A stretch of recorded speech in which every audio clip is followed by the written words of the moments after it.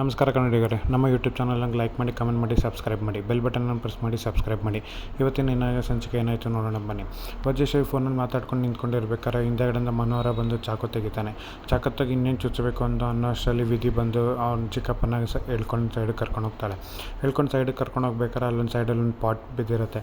ಆ ಪಾಟ್ನ ಕಾಲಲ್ಲಿ ಮನೋಹರ ತಗಲಿಸ್ಬಿಡ್ತಾನೆ. Pot ಬಿದ್ದೋಗುತ್ತೆ. Pot ಬಿದ್ದೋಗಿದ್ದನ್ನು ನೋಡಿ ವಜ್ರೇಶ್ವರಿ ಕಡೆ ತಿರುಗ್ತಾಳೆ. ಅಷ್ಟರಲ್ಲಿ ವಿಧಿ ಅವ್ರ ಚಿಕ್ಕಪ್ಪನ ಕರ್ಕೊಂಡು ಸೈಡಿಗೆ ಕೊಟ್ಟೋಗ್ತಾಳೆ. ಇದ್ಯಾರು ಇಲ್ಲಿ ಬಂದು ಪಾಟಿಂಗ್ ಬಿತ್ತು, ಅದಾಗ ಅದು ಹೇಗೆ ಬೀಳಕ್ಕೆ ಸಾಧ್ಯ ಅಂತ ಫೋನ್ ಇಟ್ಬಿಟ್ಟು ವಜ್ರೇಶ್ವರಿಯ ಪಾಟ್ ಹತ್ರ ಬಂದು ಮೆತ್ತಗೆ ನೋಡ್ತಾಳೆ. ಆದರೆ ಅಲ್ಲಿ ಯಾರೂ ಅವಳಿಗೆ ಕಾಣಿಸೋದಿಲ್ಲ. ಸೊ ಏನೋ ಪಾಟ್ ಬಿದ್ದಿರಬೇಕು ಅಂತ ಅಂದ್ಕೊಂಡು ಅವಳು ಅಲ್ಲಿಂದ ಹೊರಟ್ಬಿಡ್ತಾಳೆ. ಆಮೇಲೆ ವಿಧಿ ಅಲ್ಲಿಂದ ಚಿಕ್ಕಪ್ಪ ನೀವೇನು ಮಾಡೋಕ್ಕೆ ಹೊರಟಿದ್ದೀರಾ, ನೀವು ಇದು ಮಾಡ್ತಿರೋದು ಸರಿ ಇದೆ, ನಿಮ್ಗೆ ಇದು ಮಾಡೋದು ನೀವು ಸರಿ ಇಲ್ಲ, ನೀವು ಸಾಫ್ಟ್ ಕ್ಯಾರೆಕ್ಟರ್, ನೀವು ಇಂಥದ್ದನ್ನು ಮಾಡಬಾರ್ದು ಅಂತ ಹೇಳ್ತಾಳೆ. ಅದನ್ನು ಚಿಕ್ಕಪ್ಪ ಕೇಳೋಂಥ ಪರಿಸ್ಥಿತಿ ಇರಲ್ಲ. ಆದರೆ ಇಲ್ಲಿ ರಚನಾ ಮತ್ತು ಜೀವ ಇಬ್ಬರು ಮಾತಾಡ್ತಾ ಖುಷಿಯಿಂದ ಸಂತೋಷವಾಗಿ ಮಾತಾಡ್ತಿರ್ತಾರೆ. ನೀವೇನೊಂದು ಸ್ವಲ್ಪ ಇಲ್ಲೇ ಇರ್ಬೋದಲ್ಲ ಶೂಟಿಂಗಲ್ಲಿ, ಪಾರ್ಕ್ ಚೆನ್ನಾಗಿದೆ, ನಾವು ಸುತ್ತಾಡ್ಕೊಂಬರೋಣ ಬನ್ನಿ ಅಂತೇಳಿ ಅವನ ಜೀವನ ಕರ್ಕೊಂಡು ರಚನಾ ಸುತ್ತಾಡೋಕ್ಕೆ ಅಂತ ಹೋಗ್ತಾಳೆ. ಹಾಗೆ ಸುತ್ತಾಡ್ಬೇಕಾದ್ರೆ ಅವರಿಬ್ಬರು ಪ್ರೀತಿಯಿಂದ ಲವ್ಕೆಯಿಂದ ಓಡಾಡಿಕೊಂಡು ಖುಷಿಯಾಗಿ ಅವ್ರ ಟೈಮ್ನ ಅವ್ರು ಸ್ಪೆಂಡ್ ಮಾಡ್ತಾ ಇರ್ತಾರೆ. ಹಾಗೆ ಇಲ್ಲಿ ರಚನಾ ಹೂವು ಸಿಗ್ದ ಕಾರಣಕ್ಕೆ ಜೀವ ಹೂವು ಮರನೇ ಗಿಡನೇ ಅಲ್ಲಾಡಿಸ್ತಾನೆ. ಆಗ ಹೂವು ಎಲ್ಲ ಬಿದ್ದಾಗ ರಚನೆಗೆ ಎಲ್ಲಿದ್ದು ಖುಷಿಯಾಗುತ್ತೆ. ಹಾಗೆ ಬರ್ತಿರ್ಬೇಕಾದ್ರೆ ಸ್ಲಿಪ್ಪಾಗಿ ರಚನಾ ಬೀಳ್ಬೇಕಾದ್ರೆ ಜೀವ ಇಟ್ಕೊಂಡಾಗ ರಚನೆಗೆ ಒಂಥರ ಖುಷಿಯಾಗುತ್ತೆ. ಅಲ್ಲಿಗೆ ಸೀನ್ ಪೇಪರ್ ಕೊಡೋಕ್ಕೆ ಅಂತ ಹುಡುಗ ಬಂದು ಸೀನ್ ಪೇಪರ್ ಕೊಡ್ತಾನೆ. ಅಷ್ಟರಲ್ಲಿ ಕೃಷ್ಣ ಅಲ್ಲಿಗೆ ಬರ್ತಾಳೆ. ಕೃಷ್ಣ ಬಂದು ಅಮ್ಮ ತುಂಬ ಚೆನ್ನಾಗಿದೆ ಶೂಟಿಂಗ್, ಇಲ್ಲೇ ಇಡ್ಬೋದು ನಾನು ಅಂತ ಕೇಳಿದಾಗ ಜೀವ ಹೇಳ್ತಾನೆ, ಬೇಡ ಬೇಬಿ, ಇಷ್ಟೊತ್ತು ಶೂಟಿಂಗ್ ನೋಡಿದ್ದೀವಲ್ಲ, ಈಗ ಅಮ್ಮ ಶೂಟಿಂಗ್ ಮುಗಿಸ್ಕೊಂಬರಲಿ, ನಾವು ಹೋಗೋಣ ಬಾ ಮನೆಗೆ ಅಂತ ಹೇಳಿ ಜೀವ ಅಲ್ಲಿಂದ ಕರ್ಕೊಂಬರ್ತಾನೆ. ಅದೇ ಕೃಷ್ಣಂಗೆ ಇಷ್ಟ ಇರಲ್ಲ, ಅದೇ ಜೀವ ಕರ್ಕೊಂಬರ್ತಾನೆ. ಇಲ್ಲಿ ನಿಹಾರಿಕಾ ಮತ್ತು ತೇಜ ಇಬ್ಬರೂ ವಜ್ರೇಶ್ವರಿ ರೂಮಿಗೆ ಬರ್ತಾರೆ. ವಜ್ರೇಶ್ವರಿ ರೂಮಿಗೆ ಬಂದಾಗ ವಜ್ರೇಶ್ವರಿ ಕೇಳ್ತಾಳೆ, ಮನೋಹರ್ ಬಗ್ಗೆ ಏನಾದ್ರು ವಿಷಯ ಗೊತ್ತಾಯ್ತಾ, ಅವ್ನು ಎಲ್ಲಿದ್ದಾನೆ ಅಂತ ಏನಾದ್ರು ಗೊತ್ತಾಯ್ತಾ ಅಂತ ಹೇಳಿದಾಗ, ಈಗ ದೊಡ್ಡಮ್ಮ ಅದನ್ನು ಬಿಡಿ, ಆದರೆ ಇಲ್ಲಿ ನಿಮ್ಗೊಂದು ಬ್ರೇಕಿಂಗ್ ನ್ಯೂಸ್ ಹೇಳ್ತೀನಿ ಅಂದಾಗ ಏನು ಅಂತ ಕೇಳಿದಾಗ ವಜ್ರೇಶ್ವರಿಗೆ ನಿಹಾರಿಕಾ ಹೇಳ್ತಾಳೆ, ರಚನಾ ಮತ್ತೆ ದಿನೇಕರ್ ಅವ್ರ ಮೂವಿನಲ್ಲಿ ಆ್ಯಕ್ಟ್ ಮಾಡೋಕ್ಕೆ ಸ್ಟಾರ್ಟ್ ಮಾಡಿದ್ದಾಳೆ ಅಂತ, ಇವತ್ತಿನ ಶೂಟಿಂಗ್ ಶುರು ಆಗಿದೆ ಅಂತ ಹೇಳ್ತಾಳೆ. ಇದನ್ನು ಕೇಳಿ ವಜ್ರೇಶ್ವರಿಗೆ ಎಲ್ಲಿಲ್ಲದ ಖುಷಿಯಾಗುತ್ತೆ. ಆದರೆ ದೊಡ್ಡಮ್ಮ ಇಲ್ಲಿ ಟ್ವಿಸ್ಟ್ ಏನು ಅಂತಂದರೆ, ಇದನ್ನು ಹೇಳಿರೋದು ಮನೋಹರ ಚಿಕ್ಕಪ್ಪ ಹೇಳಿರೋದಕ್ಕಲ್ಲ, ಅವಳು ಆ್ಯಕ್ಟ್ ಮಾಡ್ತಾ ಇರೋದು ಜೀವ ಹೇಳಿರೋದಕ್ಕೆ ಅವಳು ಆ್ಯಕ್ಟ್ ಮಾಡಿರೋದು. ಜೀವನೇ ಸ್ವತಃ ಅವನೇ ಹೇಳಿರೋದಕ್ಕೆ ಅವಳು ನಾನು ಆ್ಯಕ್ಟಿಂಗ್ ಮಾಡ್ತೀನಿ ಅಂತ ಹೋಗಿ ಆ್ಯಕ್ಟ್ ಮಾಡ್ತಿದ್ದಾಳೆ ಅಂತ ಹೇಳಿದಾಗ ವಜ್ರೇಶ್ವರಿಗೆ ಅದನ್ನು ಕೇಳಿ ಶಾಕ್ ಆಗುತ್ತೆ. ವಜ್ರೇಶ್ವರಿ ಹೇಳ್ತಾಳೆ, ನಾನು ಏನು ಆಗಬಾರ್ದು ಅಂತಿದ್ನೋ ಅದೇ ಆಗಿದೆ.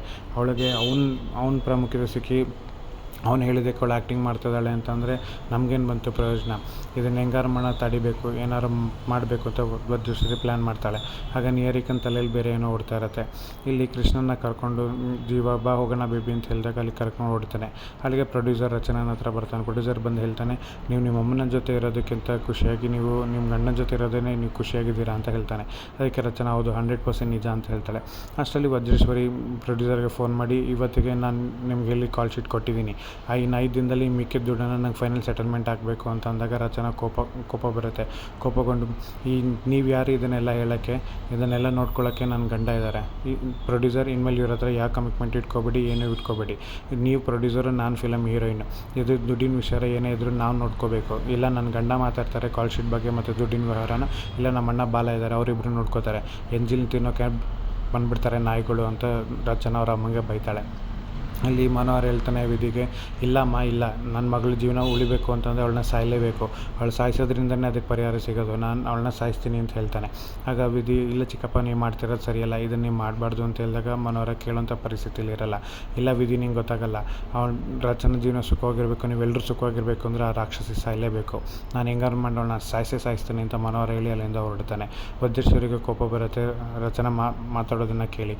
ಈ ನಿಹಾರಿಕಾ ಹೇಳ್ತಾಳೆ, ದೊಡ್ಡಮ್ಮ ಯಾಕೆ ಅಷ್ಟೊಂದು ಬೇಜಾರು ಮಾಡ್ಕೋತಾ ಇದ್ದೀರಾ, ಅಲ್ಲ ಆ ಚಿತ್ರನ ನನ್ನ ಮಗ ಹೇಳಿದ್ದಕ್ಕೆ ಅವಳು ಹೋಗಿ ಆ್ಯಕ್ಟಿಂಗ್ ಮಾಡ್ತೀನಿ ಅಂತದಲ್ಲದೆ ಈಗ ನನಗೆ ಈಗ ಬಾಯಿಗೆ ಬಂದಂಗೆ ಮಾತಾಡಿ ಈಗ ಅವನೇ ಎಲ್ಲ ನೋಡ್ಕೋತಾನೆ ಅಂತಂದರೆ ನನಗೇನು ಬೆಲೆ ಬಂತು, ಚೆನ್ನಾಗಿ ಮರ್ಯಾದೆ ಕೊಟ್ಲು ಅಂತ ಹೇಳ್ತಾಳೆ. ಅದಕ್ಕೆ ನಿಹಾರಿಕಾ ಹೇಳ್ತಾಳೆ, ಅಲ್ಲ ದೊಡ್ಡಮ್ಮ, ಅವಳು ಬೆಂಕಿ ಹಚ್ಚಿರೋದೆಲ್ಲ ಬೆಂಕಿದ ಮೇಲೆ ಖಾರದ ಪುಡಿ ಸುರಿಯುತ್ತದಾಳೆ, ಇವಳಿಗೆ ಇಷ್ಟು ಇರಬೇಕಾದ್ರೆ ನಾವು ಇನ್ನೆಷ್ಟು ಇರಬೇಡ.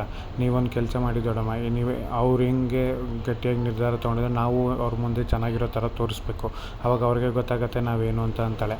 ಆಗ ವಜ್ರೇಶ್ವರಿ ಅನ್ನೋದನ್ನು ಒಪ್ಕೊಂಡು ಕರೆಕ್ಟು ನೀನು ಹೇಳ್ತಾ ಇರೋದು ಅಂತೇಳಿ ಅವಳು ನಿರ್ಧಾರ ಮಾಡ್ತಾಳೆ. ಇಲ್ಲಿ ರಚನಾ ಫಿಲಮ್ ಸ್ಕ್ರೀನ್ ಡೈಲಾಗ್ನ ರಿಪೀಟ್ ಮಾಡ್ಕೊಂಡು ಕಲಿತಾ ಇರ್ತಾಳೆ. ಅಲ್ಲಿಗೆ ವಿಧಿ ರಚನಾ ನಂಬರ್ಗೆ ಫೋನ್ ಮಾಡ್ತಾಳೆ. ರಚನಾ ಕಾಲ್ ರಿಸೀವ್ ಮಾಡಿದಾಗ, ಅಕ್ಕ ಇಲ್ಲಿ ಏನೇನು ಆಗ್ತದೆ ಅಂತ ನಿಂಗೆ ಏನಾದ್ರು ಗೊತ್ತೇನೆ ಅಂತ ಹೇಳಿದಾಗ ಅವಳು ಏನಾಗ್ತದೆ ಅಂತ ನಂಗೆ ಅದ್ರ ಬಗ್ಗೆ ಬೇಕಾಗಿಲ್ಲ ಅಂತ ರಚನಾ ಹೇಳ್ತಾಳೆ. ಆಗ ವಿಧಿ, ಇಲ್ಲ ಅಕ್ಕ, ಮನೋಹರ್ ಬಾವ ಇಲ್ಲಿ ಚಿಕ್ಕಪ್ಪ ಬಂದಿದ್ದರು, ಅವ್ರು ಬಂದು ವಜ್ರೇಶ್ವರಿ ದೊಡ್ಡಮ್ಮನ ಸಾಯಿಸೋಕ್ಕಿಂತ ಚಾಕು ತೊಗೊಂಬಂದಿದ್ರು ಅಂತ ಹೇಳ್ತಾಳೆ. ಹೌದಾ ಹೌದಾ ಇಷ್ಟೆಲ್ಲ ಮಾಡಿದ್ರ, ಸರಿ ಆಯಿತು ನಾನು ನಿನ್ನ ಮೀಟ್ ಮಾಡ್ತೀನಿ ಅಂತ ಹೇಳ್ತಾಳೆ. ಅಷ್ಟರಲ್ಲಿ ಹುಡುಗ ಬಂದು ಮೇಡಮ್ ಶಾರ್ಟ್ ರೆಡಿ ಇದೆ ಬನ್ನಿ ಅಂತ ಕರೀತಾಳೆ. ಆಗ ರಚನೆ ಹೇಳ್ತಾಳೆ, ನಾನು ಹಿಂಗೊಂದು ಲೊಕೇಶನ್ ಕಳಿಸಿ ನೀನು ಅಲ್ಲಿಗೆ ಬಂದುಬಿಡು, ನಾನು ಅಲ್ಲಿಗೆ ಬಂದು ನಿಂಗೆ ಸಿಗ್ತೀನಿ, ನಾನೊಂದು ಶಾರ್ಟ್ ಇದ್ದು ಮುಗಿಸ್ಕೊಂಬರ್ತೀನಿ ಅಂತ ರಚನೆ ವಿಧಿಗೆ ಹೇಳ್ತಾಳೆ. ಇಲ್ಲಿ ಜೀವ ಮನೋವ್ರಿಗೆ ಫೋನ್ ಮಾಡ್ತಾಯಿರ್ತಾನೆ. ಅದೇ ಫೋನ್ ಸ್ವಿಚ್ ಆಫ್ ಬರ್ತಾ ಇರುತ್ತೆ. ಬಾಲನ ಹತ್ರ ಮಾತಾಡ್ತಾನೆ, ಇವ್ರಿಗೆ ಫೋನ್ ಇನ್ನೂ ಸ್ವಿಚ್ ಆಫ್ ಬರ್ತಾ ಇದೆಯಲ್ಲ, ಏನಾಗಿದೆ ಅಂತ ಗೊತ್ತಿಲ್ಲಲ್ಲ ಅಂತ ಅಂತಾನೆ. ಇಷ್ಟೊಂದೆಲ್ಲ ಅವ್ರು ಮಾಡ್ತಾಯಿದ್ದಾರೆ ಅಂತ ಅಂದರೆ ಏನೋ ಬಲವಾದ ಕಾರಣ ಇರಬೇಕು. ಅಷ್ಟು ಮಗಳನ್ನ ಕಣ್ಮುಂದೆ ಇಟ್ಕೊಂಡು ಅವ್ರು ಪ್ರೀತಿ ತೋರ್ಸೋಕ್ಕಾಗಿಲ್ಲ, ಮಗಳಂತೂ ಹೇಳ್ಕೊಳಕ್ಕಾಗಿಲ್ಲ ಇಷ್ಟು ವರ್ಷ ಅಂತಂದರೆ ಅದಕ್ಕೇನೋ ಒಂದು ಕಾರಣ ಇರುತ್ತೆ. ಆ ಕಾರಣ ಏನು ಅಂತ ನಾವು ತಿಳ್ಕೊಬೇಕು ಅಂತ ಜೀವ ಹೇಳ್ತಾನೆ ಬಾಲಂಗೆ. ಇಲ್ಲಿ ಕೃಷ್ಣ ಬೇಜಾರಾಗಿ ಕೂತಿರ್ತಾಳೆ. ಬೇಜಾರಾಗಿ ಕೂತಿರೋದೇನಕ್ಕೆ ಅಂದರೆ ರಚನಾ ಮನೇಲಿ ಇಲ್ಲ ಅನ್ನೋ ಕಾರಣಕ್ಕೆ. ಅದಕ್ಕೆ ಅಷ್ಟೆಲ್ಲ ಅವ್ನ ಫ್ರೆಂಡ್ ಇರ್ತಾನೆ. ಅವ್ನ ಫ್ರೆಂಡ್ ಬಂದು ಏನೇ ನೀನು ಪ್ರಾಬ್ಲಮ್ಮು, ಯಾಕೆ ಹಿಂಗೆ ಮೂಡಿಲ್ದಲ್ಲೇ ಕೂತಿದ್ದೆ ಅಂತ ಕೇಳಿದಾಗ ಅವಳು ಏನೂ ಉತ್ತರ ಕೊಡೋಲ್ಲ. ಅದಕ್ಕೆ ಅವನು ಏನು ಮಾಡ್ತಾನೆ, ಅವಳಿಗೆ ಚೇರಪ್ ಮಾಡೋಕ್ಕೆ ಅಂತ ಮುಂಗಾರು ಮಳೆ ಡೈಲಾಗ್ ಹೇಳೋದಕ್ಕೆ ಶುರು ಮಾಡ್ತಾನೆ. ಮುಂಗಾರು ಮಳೆ ಡೈಲಾಗ್ನ ಹೇಳ್ತಾ ಅವಳಿಗೆ ಚೇರಪ್ ಮಾಡ್ತಾ ಇರ್ತಾನೆ.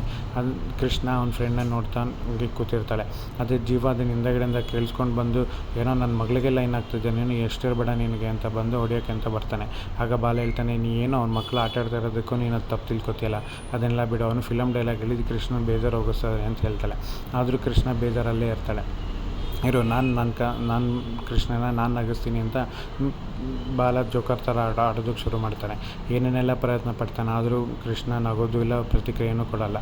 ಆಗ ಬಾಲ ಹೇಳ್ತಾನೆ, ಜೀವ ಏನೋ ಮಾಡೋದು, ಇವಳು ಏನೂ ಮಾತಾಡ್ತಾನೆ ಇಲ್ಲ ಅಂದಾಗ ಅವನು ಏನೂ ಮಾತಾಡೋಕ್ಕಾಗದಂಥ ಪರಿಸ್ಥಿತಿಯಲ್ಲಿ ಇರ್ತಾನೆ. ಆಗ ಕೃಷ್ಣ ಏನೂ ಮಾತಾಡ್ದಲ್ಲೇ ಸುಮ್ಮನೆ ಹಾಗೆ ಮೌನವಾಗಿ ಕೂತಿರ್ತಾರೆ. ನೋಡೋಣ ಮುಂದಿನ ಸಂಚಿಕೆಯಲ್ಲಿ ಏನಾಗುತ್ತೆ ಅಂತ.